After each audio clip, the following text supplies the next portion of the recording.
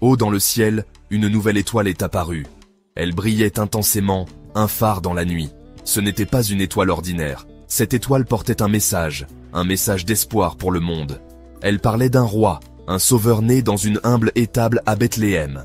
La lumière de l'étoile perçait l'obscurité, annonçant l'arrivée de Jésus, le Fils de Dieu.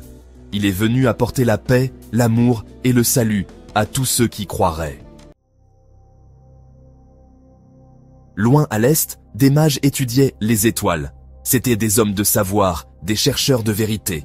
Lorsqu'ils ont vu la nouvelle étoile, ils ont su qu'elle signifiait la naissance d'un grand roi. Ces mages, remplis d'émerveillement et d'anticipation, se sont lancés dans un long et périlleux voyage, suivant l'étoile pour trouver le roi nouveau-né. Ils portaient avec eux des cadeaux, des présents précieux dignes d'un roi.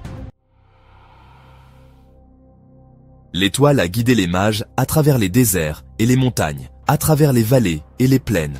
C'était un voyage de foi, guidé par la lumière de l'étoile.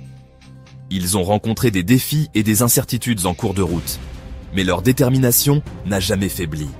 L'étoile était leur boussole, leur espoir, les conduisant toujours plus près du roi promis.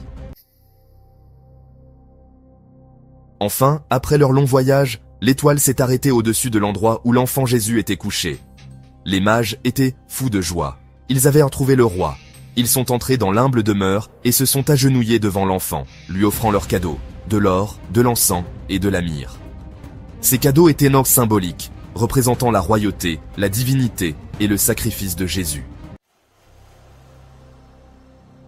Lorsque le roi Hérode, le souverain de Judée, a entendu parler de la naissance de Jésus, il a été troublé. Il voyait en Jésus une menace pour son pouvoir.